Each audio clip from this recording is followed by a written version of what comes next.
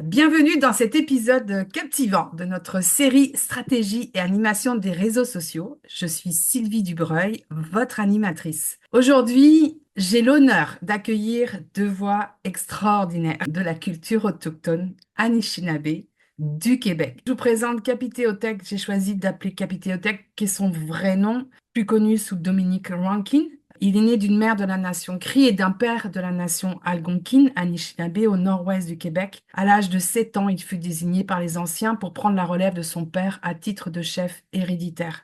À ses côtés, ma chère amie Marie-Josée Tardy, ancienne journaliste. Elle a vu sa vie basculer en 2007 lorsqu'elle a reçu un premier calumet des aînés et de la nation Anishinaabe, marquant le début de son engagement sur un long chemin d'apprentissage de la langue, de la philosophie et de la médecine traditionnelle. Ensemble, ils aident des milliers de personnes à retrouver la joie, la confiance en la vie et l'amour de soi. C'est ce que nous allons justement explorer aujourd'hui. C'est comment danser avec la vie, avec l'ère numérique, nos plateformes, nos réseaux sociaux. Et vous allez découvrir tranquillement Marie-Josée et Capiteo Tech. Puis ce qui est important aussi, c'est que n'oubliez jamais en fait de reconnaître vous aussi et chaque être humain, donc chaque Anishinaabe, possède un corps, un esprit et un cœur. Alors tout commence par le respect de soi. Chers auditeurs et chères auditrices, préparez-vous à découvrir comment ces plateformes peuvent non seulement préserver la sagesse autochtone, mais aussi inspirer un avenir de réconciliation et de respect mutuel. Merci, Capitiothèque et Marie-Josée, d'avoir accepté mon invitation. Kwe, qui veut dire bonjour. Coué, coué! Oui. Très belle introduction. Merci, Sylvie. C'est un plaisir d'être là. Merci beaucoup. Est-ce que on démarre par un petit mot dans ta langue, Capitiothèque? Est-ce que tu as envie, juste pour vraiment à nos auditeurs et à nos auditrices, d'être bien présents pendant l'entrevue? Je pense que c'est important. Et dans Et le... c'est dans la tradition aussi, hein? Tu sais, quand on est en présence d'un aîné, de lui permettre d'ouvrir une session, une rencontre. Donc, OK. Kwe kakina Anishinabek e Ajanagwan kakinagagun idajise. Ajanagwan shitkeze sagi vidvengaje nekadek. Kona jabakanago ici Anishinabe. E Okogabo wak adigo dijinago zizimadeje Anishinabe wabzit kamiskuzit kawazit kamakadezit. Mm. Kinege Ajanago ziok. Nogo makana gishkega nagishkudadiok nogo. Nimenendan umaetea ke no magia no shit ke no madune ijina gona ka yak nugo ke ken medde so sagi dun ki degi jabajit to ani animo. Mm. Production, c'est le moment le plus important, je pense, pour un échange comme ça, pour l'avenir, hein, pour les futures générations. Et cet échange-là, ça s'appelle aussi la réconciliation. Ben, il faut se réconcilier Avec avec soi-même. soi-même, hein. Alors, ce nous a permis de se rencontrer aujourd'hui, c'est un début, tout simplement. Puis on va continuer. Merci, Miigwech. Donc, Miigwech qui veut dire merci. C'est ça. Capitiothèque, est-ce que tu peux parler, Choumis, je t'appelle Choumis, Dominique, mais Capitiothèque, rapidement, d'où vient ce nom et qu'est-ce que ça signifie? Rapidement, hein. Ouais, T'as ouais, intérêt, hein? oui. Je vais commencer en 1947. C'est ça. On a peur, là. Non, c'est vrai, c'est en 1947, quand je suis venu au monde, j'ai reçu ce nom-là par rapport ma vie était très, très difficile au début. Et avec la maladie que j'avais juste un poumon qui fonctionnait.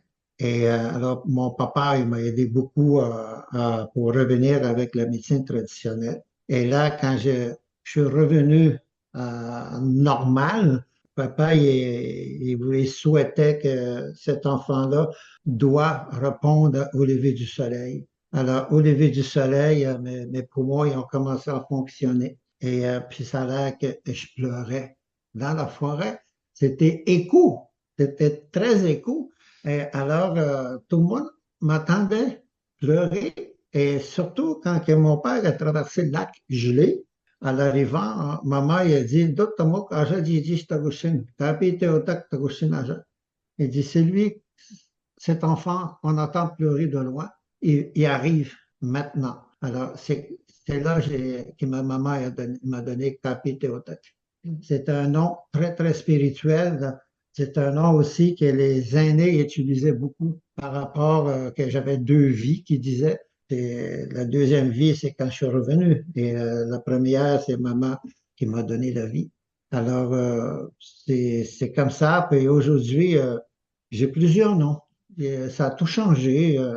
Après Capitol Tech, après ça, c'était Dominic Rankin. Après Dominic Rankin, c'est 47. Puis après 47, c'est 199. C'est correct, c'est bien. C'est pas quelque chose qui m'empêche de vivre. C'est juste une appellation. De toute façon, que ce soit le titre qu'on porte, ça dit rien. J'ai plusieurs titres. Moi, c'est Anishinaabe. Je suis un être humain. Il a réussi à résumer ça, hein? C'est quand même pas mal. C'est ce que Souvent, on va j'allais te l'appeler demander. Showmiss Oui. aussi, puis Oui. ça veut dire grand-père, mais dans un sens spirituel aussi. Donc, souvent, vous allez nous entendre l'appeler tout simplement Showmiss. Il faut savoir, dans la tradition, souvent, quand Choumis et Marie-Josée nous reçoivent dans les ateliers, dans les stages, on est en cercle, un cercle de parole, et ils nous posent une question. Comment ça va? Comment allez-vous?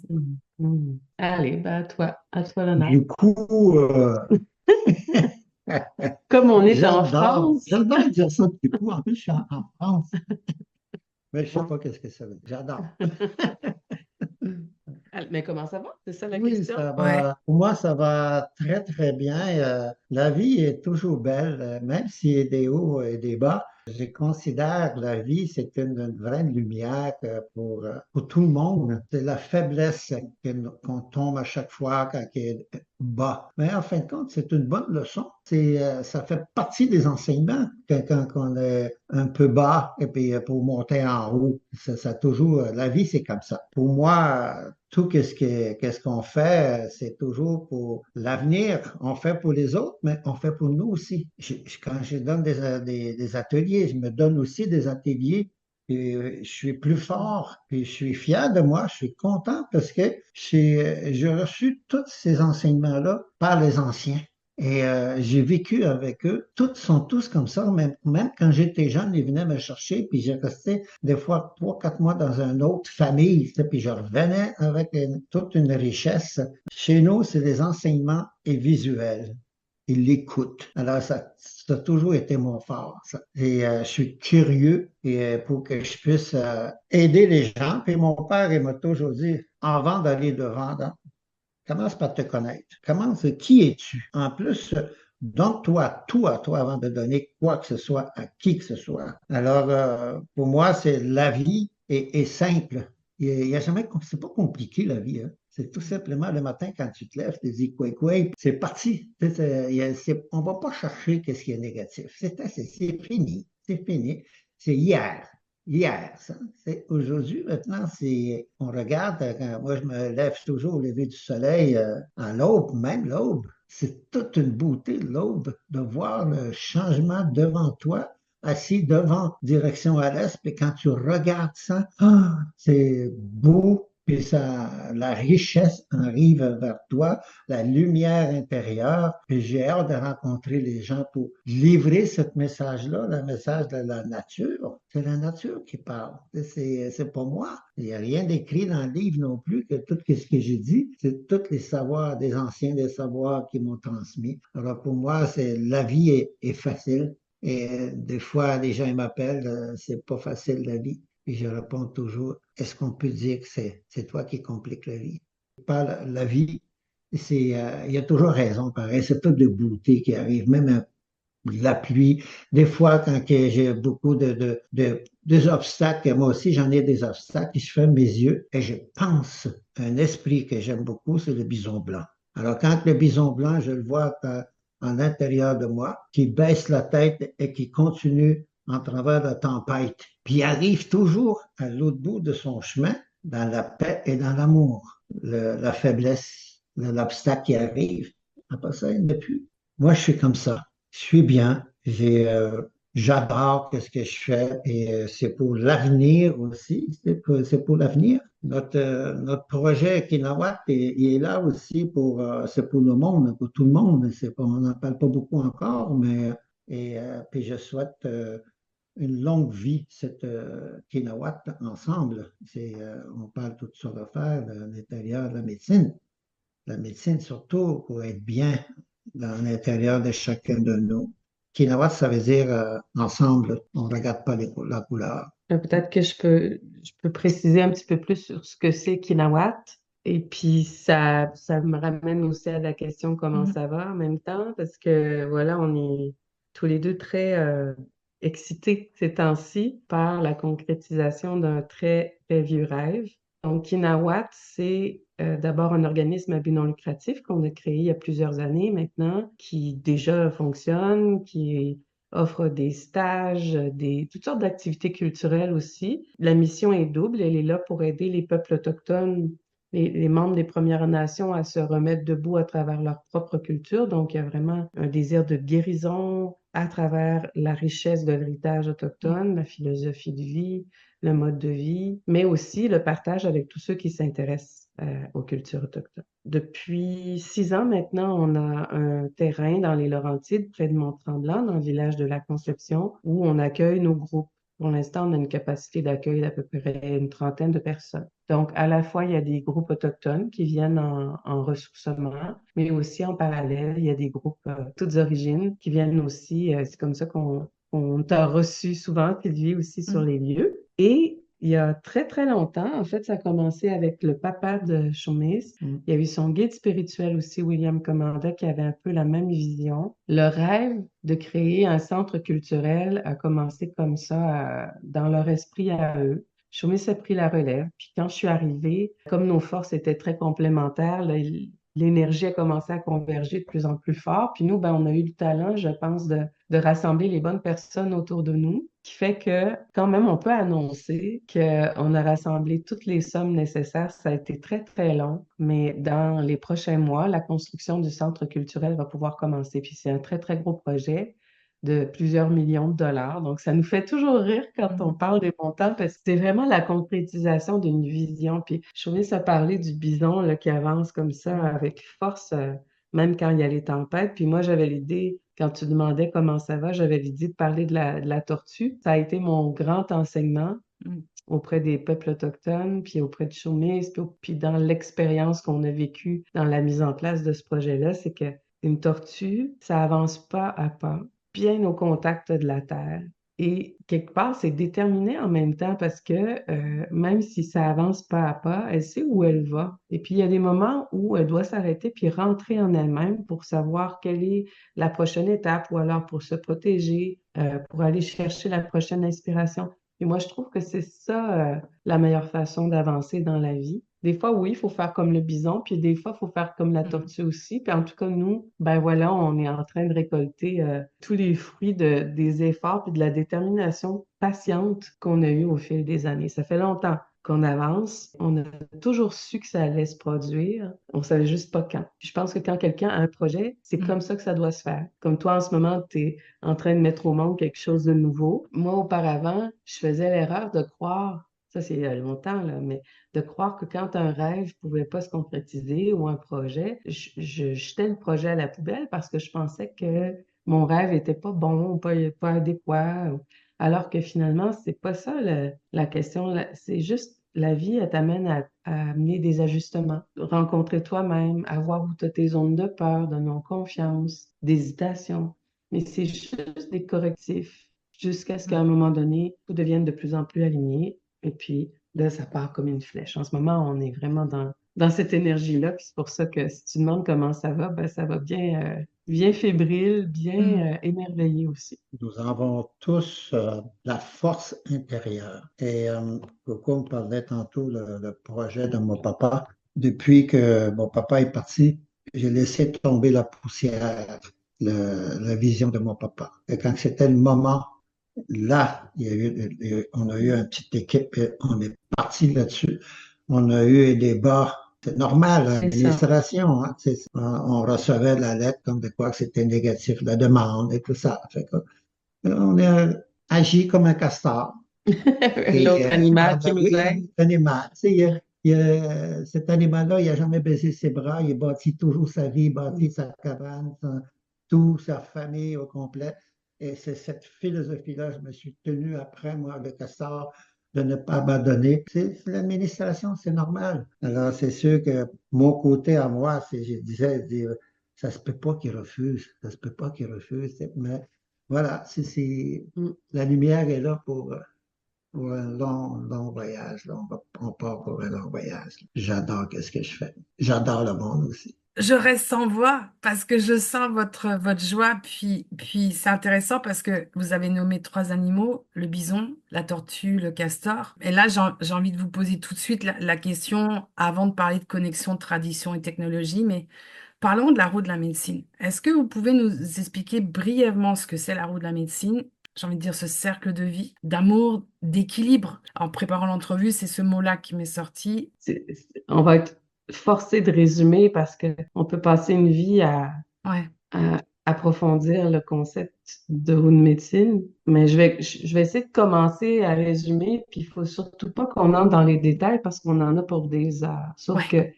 que euh, on peut peut-être dire que c'est la base de toute la philosophie Mm, autochtone, que toutes les nations autochtones que je connais, puis on a voyagé quand même beaucoup, vont toujours partir d'une vision circulaire des choses. L'organisation sociale est circulaire, mais aussi l'observation du cycle de la vie.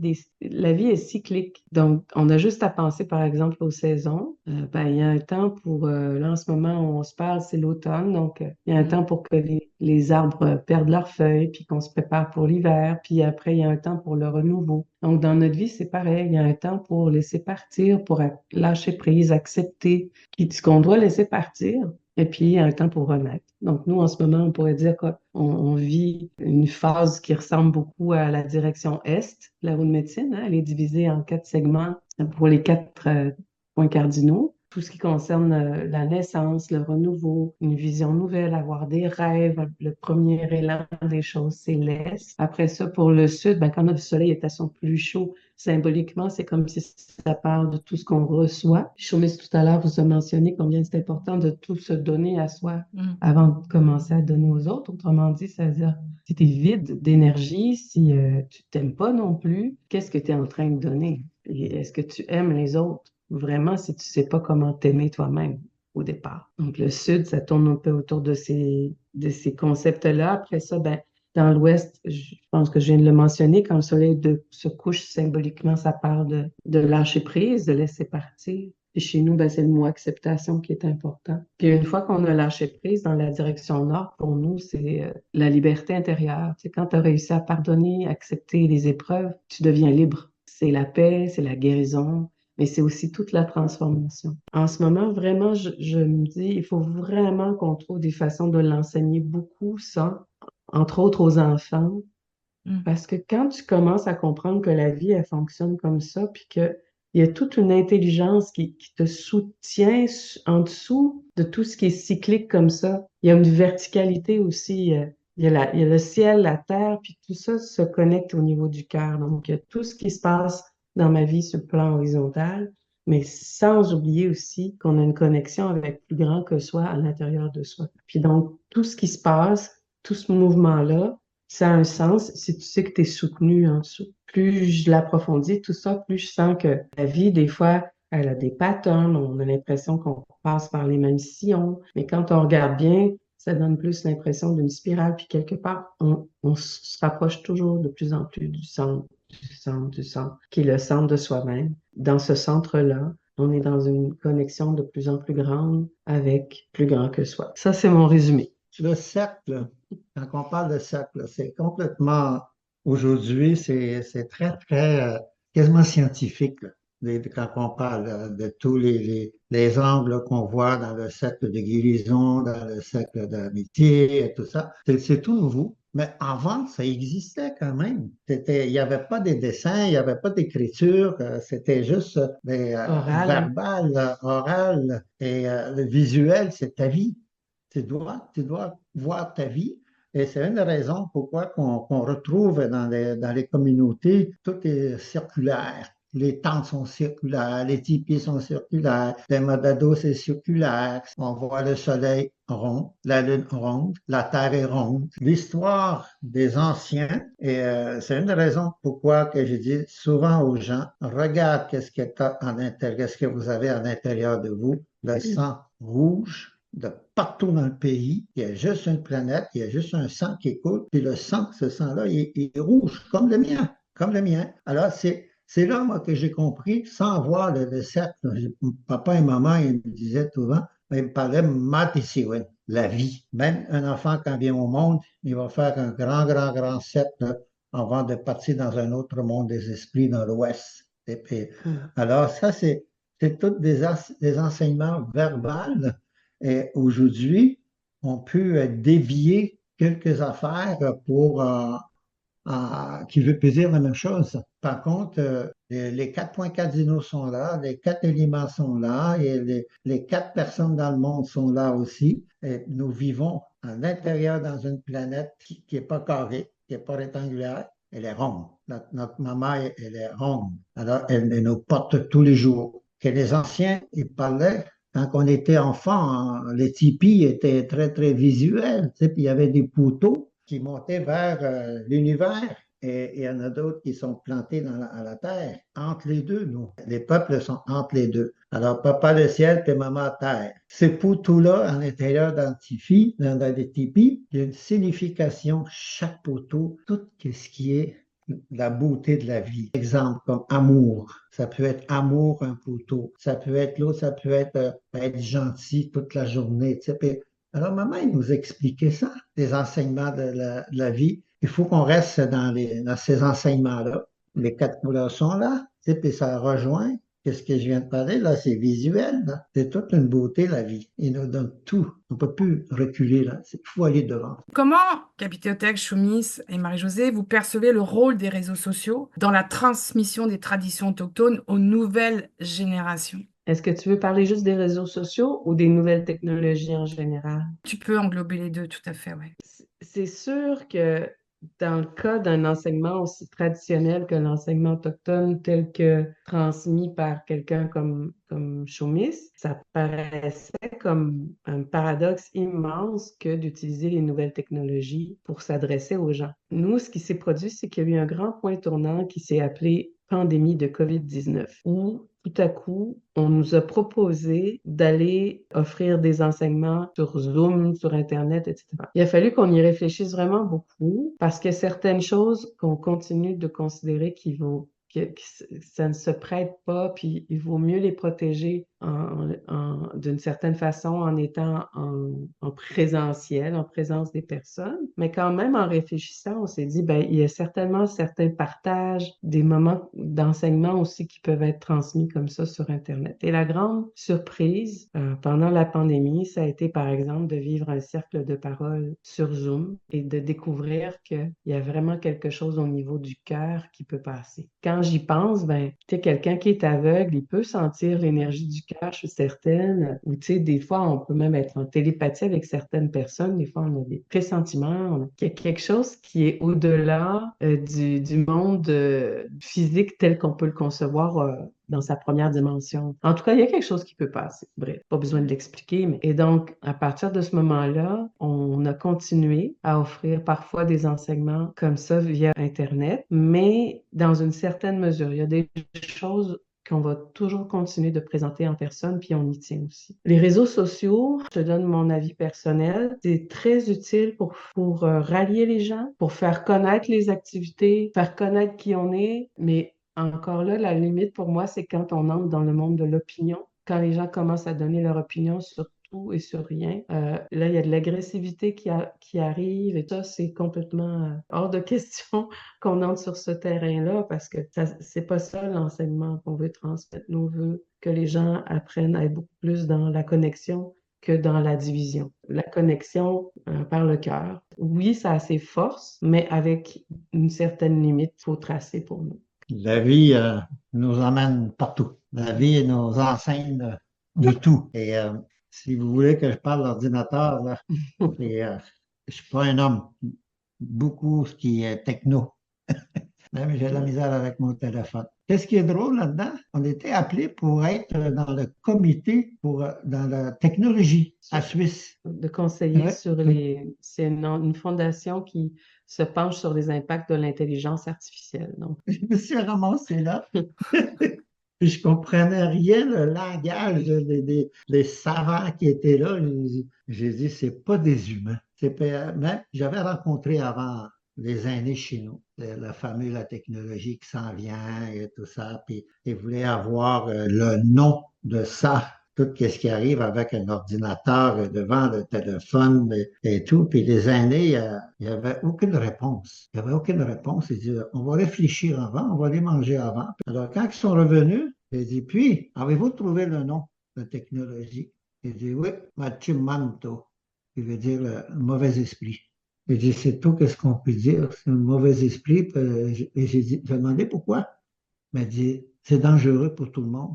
Il va nous complètement enlever cet esprit-là, qui est plus fort que nous. ça va nous enlever notre esprit, c'est ça qu'il voulait C'est dire. ça, on pourrait plus penser, on va oublier des affaires. Et dire, moi, j'ai peur. C'est ça qu'il disait, j'ai peur pour les enfants, l'avenir des enfants, parce que ça va être trop fort, cet esprit-là. Je suis pas un gars, encore aujourd'hui, j'ai 77 ans, là, pas un homme qui va commencer à étudier ça. J'ai peur, premièrement, en face de cet immense esprit qui est plus fort que moi, je laisse là comme ça. Moi, je suis bien dans la forêt. Alors, quand je pars dans la forêt, je suis dans mon canot, puis je rame, puis j'écoute la nature. Alors, c'est ça que j'ai peur, que les humains partent d'un autre sens. Oui, c'est bon parce que je vois aller avec la technologie les gens. Je suis content de la technologie parce qu'elle nous donne une façon. Je pense qu'une bonne façon de résumer ça, quand les anciens disaient ça va nous enlever notre esprit, c'est dans le sens où c'est juste de se souvenir que des fois, on peut être complètement absent. On devient absent. On est là sur les réseaux et puis on n'est même plus présent à nous-mêmes, présent à la vie. Elle est là, la limite qu'il faut vraiment observer, il faut se voir faire quand on s'absente de nous-mêmes. Une autre façon de le dire, j'entendais un aîné qui disait en ce moment, c'est l'ère de la grande déconnexion. Donc, tu sais, on se dit connecté plus que jamais du point de vue autochtone, qui regarde l'humain là où il en est.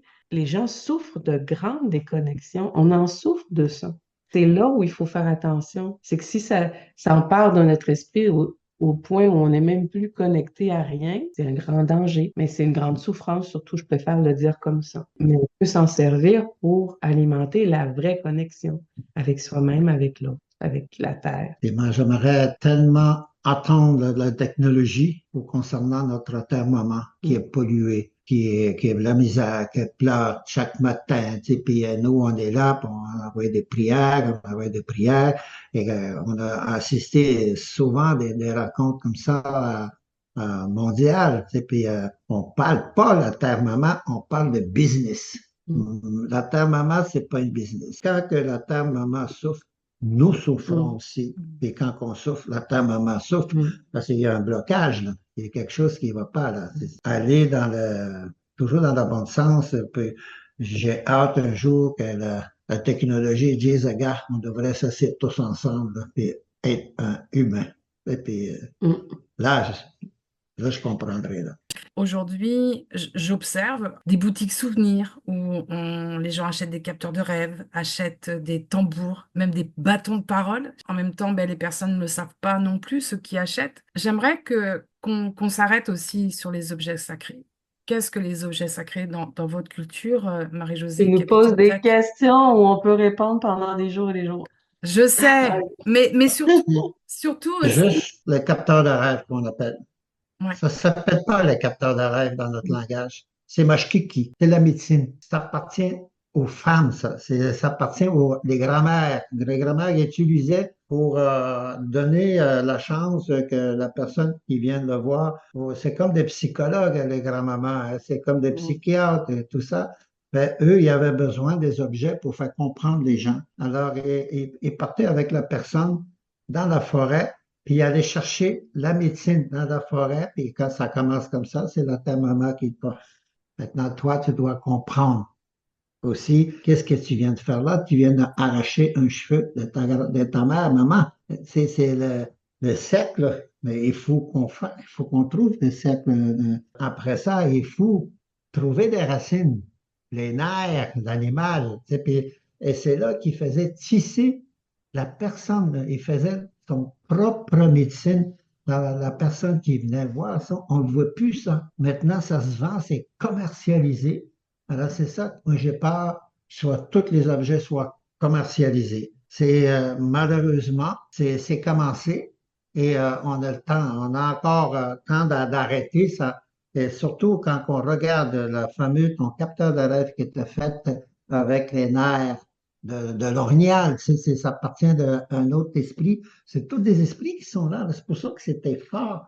Et aujourd'hui, à ça, il n'y a rien. Il n'y a pas de profondeur, il n'y a rien. C'est juste un signe de pièce dedans. Puis le monde, ils vont le décorer, toutes sortes de couleurs et tout ça, qui veut rien dire. Alors c'est ça que aujourd'hui, moi, j'en parle souvent, cette partie-là. Et les calumets aussi, c'est pareil. Les calumets, t'achètes pas ça. Tu peux pas acheter ça.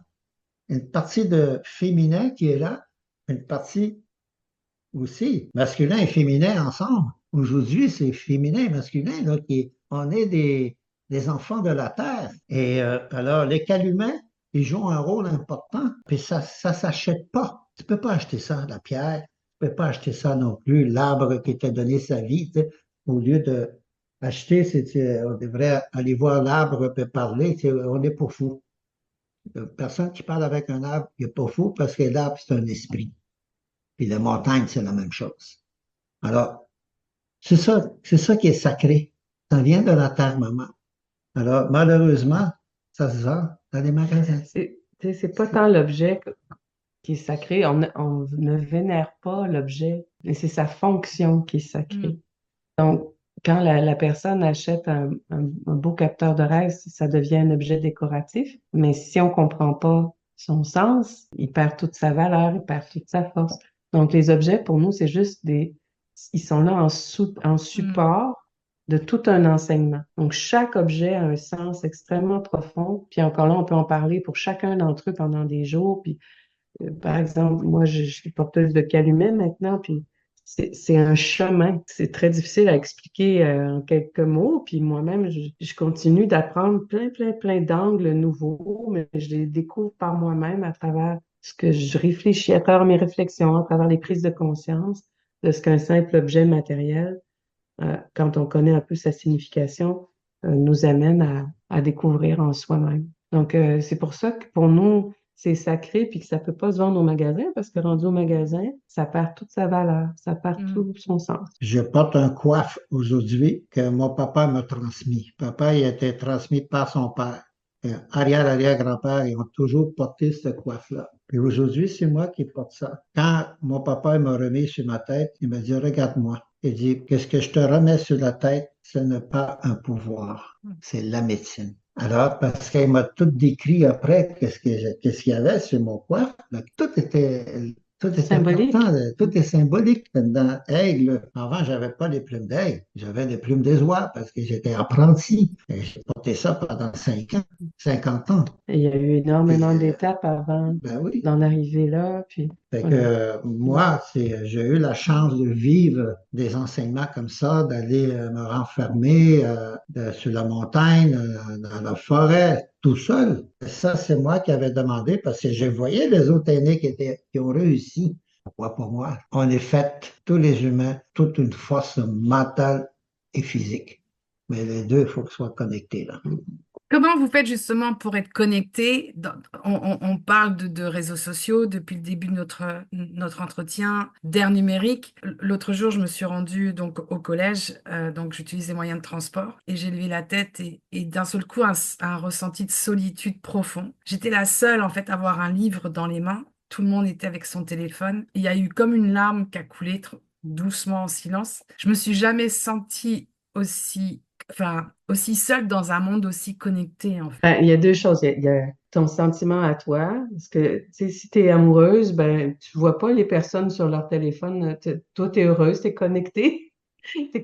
Tu vois, fait qu'il y a, d'après moi, il y a ton sentiment à toi, il y a ton état d'âme à toi qui est une chose, indépendamment de ce que tu vois autour.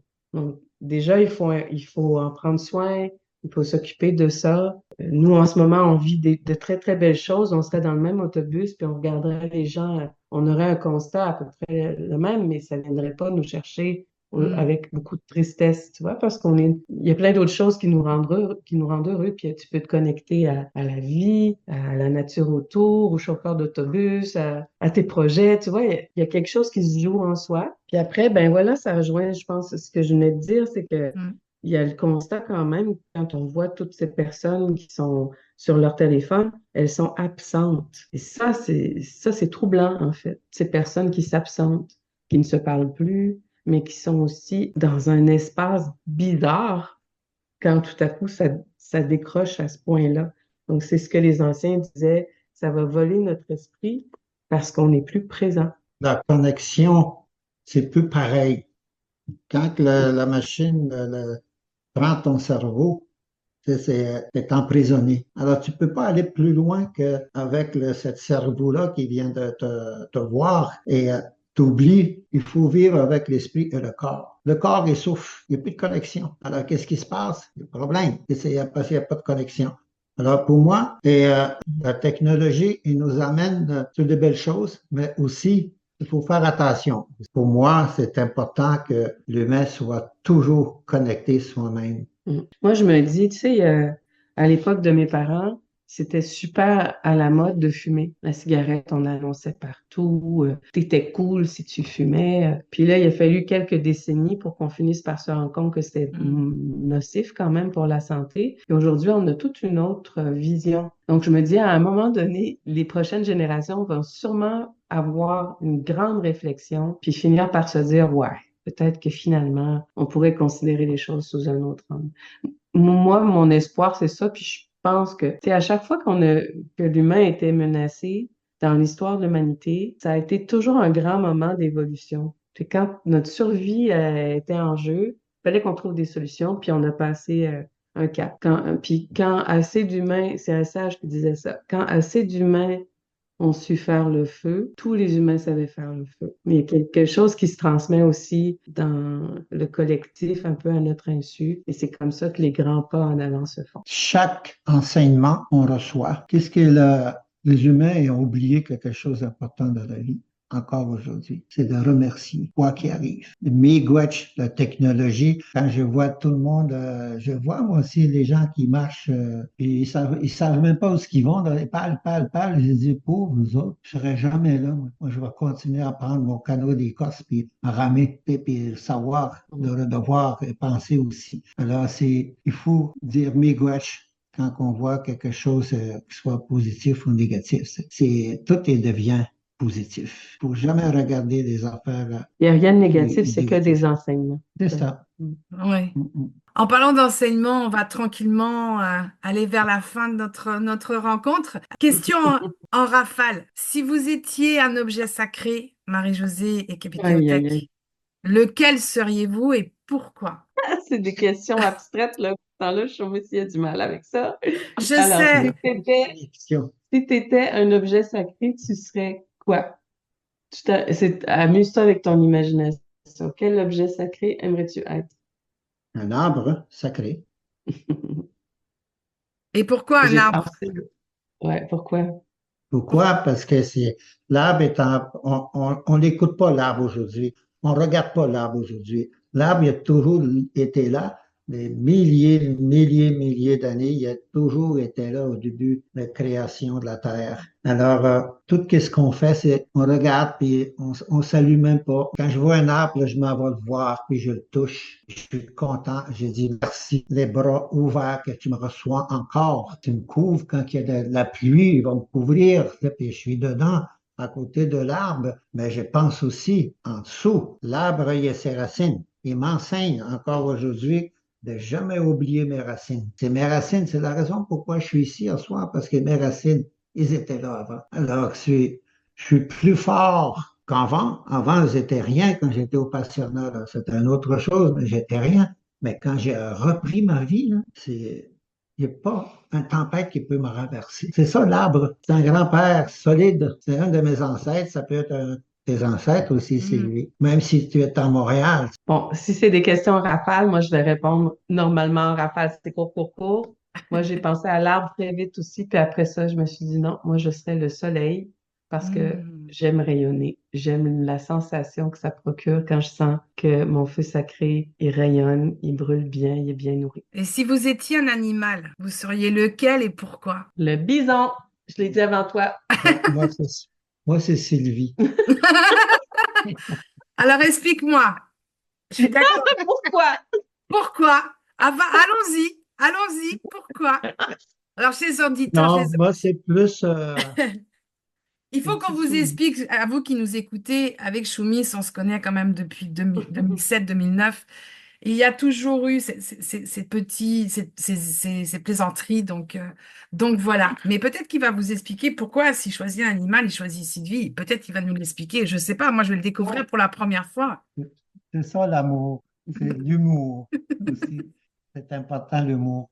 Alors moi, Exact. j'aimerais être des fois un petit souris, de passer partout les messages. Il passe partout, lui. J'aimerais ça, être des fois une petite souris, des fois, pour aller voir des gens qui sont malades ou une famille qui discute et tout ça. Parce que tous les esprits, quand ils sont là, c'est pour ça qu'on les appelle les esprits. Mando des esprits qui viennent pour... on est content d'avoir un souris, on est content d'avoir une perdrix, on est content, on est toujours content de l'animal, parce que l'animal, lui, il n'y a pas de problème. Il y a toujours des belles choses qu'il apporte. Alors moi, c'est un réveil à chaque fois quand je vois un souris. Ah ben oui, c'est vrai. C'est tout un petit esprit qui Hmm. voit grand. Et toi, Et moi, Marie-Josée? le bison, que la femelle bison m'inspire beaucoup dans mon propre leadership féminin. M'inspirer du bison, de la femelle bison. Vous avez sorti un magnifique oracle, un jeu de On cartes. n'appelle pas oracle, tu vois, il dit, c'est quoi ça? C'est C'est les cartes vrai. médecine. C'est Les les cartes cartes médecine. médecine, vous l'avez nommé plusieurs fois. La médecine, c'est vraiment important dans la culture autochtone, c'est tout ce qui est vivant, mais c'est vraiment tout ce qui est vivant, ce qui nous anime en fait à l'intérieur et puis à l'extérieur. Le soleil, c'est du vivant, le vent est du vivant. Donc c'est ça la médecine, comme tu l'as dit Marie-Josée, on pourrait prendre encore une autre heure, Mm. puisque chers amis, sachez que pour Marie-Josée et Choumis, on parle beaucoup capitiothèque d'hommes, de femmes médecine, mais c'est pas des gens des guérisseurs. Ils ne prennent pas notre pouvoir. C'est pas du chamanisme non plus. Pour moi, c'est très important aujourd'hui. On a la chance d'en parler pour la première fois ensemble, là, tous les trois. Je trouve ça très important de vraiment ramener les choses dans cette vérité qui est leur vérité. Puis je vais vous laisser parler parce que je trouve que c'est un message important. Puis en même temps, petit clin d'œil pour le jeu de cartes que vous avez créé. Mm. Qu'est-ce que la médecine aujourd'hui, dans votre tradition? Tu l'as bien dit, pour moi, la façon de résumer la médecine, comme je le comprends aujourd'hui, c'est tout ce qui va faire qu'on va être vraiment vivant avec un V majuscule. Il y a plein de choses qui sont la médecine, au sens où les Autochtones l'entendent. Un sourire, c'est la médecine. Un partage, c'est la médecine. Oui, des remèdes, souvent les gens ils pensent que c'est ça, mais c'est minime par rapport à ce que on pourrait peut-être résumer juste en disant la médecine, c'est l'amour. Transmet tout ce qui véhicule l'amour, c'est de la médecine. La terre, maman. Mm. Aller dans la forêt. C'est la pharmacie. Si vous voulez aller dans la pharmacie, allez dans la forêt. Vous allez voir tous les plantes médicinaux. Vous allez voir aussi des animaux. Vous allez entendre des oiseaux chanter. Le vent qui souffle sur ton visage. Le lac, les rivières, c'est important, ça, c'est la médecine. Quand on parle le lac dans votre langage à vous, moi, ça veut rien dire. Mais ma langue parle de cette de l'eau sacrée. C'est un l'eau sacrée, Sakaegan. Ça s'appelle Sakaegan dans mon langage. Mm. Sagi, ça veut dire l'amour. Alors, quand tu embarques dans un lac, tu viens d'embarquer dans un bassin d'amour. C'est de rentrer à l'intérieur de toi. Alors, moi, des gens qui ont beaucoup, beaucoup besoin au niveau des soins, je les amène dans la forêt. J'ai dit des fois, embarque dans mon canoë, puis cette expérience-là qu'on a eue, toi et moi, c'est Sylvie, tu sais, on a pris notre temps Mm. parler. Puis dans le canot, tu sens que tu es un être humain. Tu es transporté par l'eau, malgré le kilo que vous avez, tout le monde est capable de porter le kilo. Alors, c'est un être humain. Et quand on regarde sur le lac, c'est sûr que vous allez voir encore un autre esprit, un huard, qui vient souvent nous voir pendant la méditation. Ça, c'est ça la médecine pour moi. On pourrait continuer en... On a jusqu'à minuit et demi. Non, non, non, non. Mais ici, Est-ce tu que... sais, c'est le soir, hein? On est en France en ce moment, donc là, Ouais, vraiment, l'heure du coucher approche.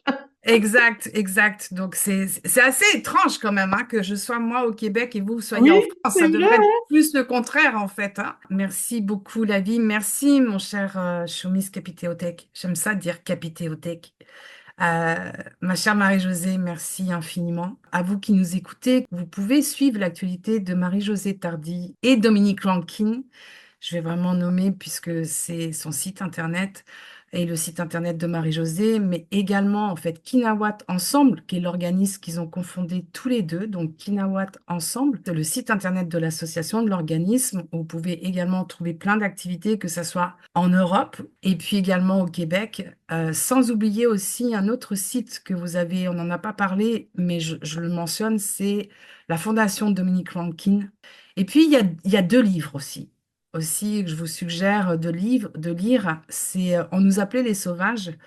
Je m'engage et je vous avais déjà interviewé à ce sujet lorsqu'il était sorti en 2011 à l'époque à la radio. Et je pense que sincèrement au Québec, ce livre-là devrait être dans toutes les écoles, dans toutes les universités, dans tous les collèges. C'est un livre, On nous appelait les sauvages, donc c'est le récit de Chomise de Dominique Rankin, écrit par Marie-Josée et Tardy, et qui en fait amène vraiment une ode à la guérison, une ode à l'amour et une ode au pardon aussi. Pardon pour soi et pour les autres. Je le dis Mm. avec beaucoup d'émotion parce que j'ai eu l'occasion de le relire, ce livre. Ouais. Et quand on connaît l'histoire de Chomis, c'est vrai que c'est toujours très émouvant. Effectivement. Exactement. Et puis un autre livre, alors ça sera peut-être l'objet d'une autre entrevue, toi et moi, ma chère Marie-Josée, puisque tu as réécrit ton livre. Je te laisse le dire. Il s'appelle... T'es trop ému, là. La Ouais, leçon de sitar ou l'art de vibrer de toutes ses cordes.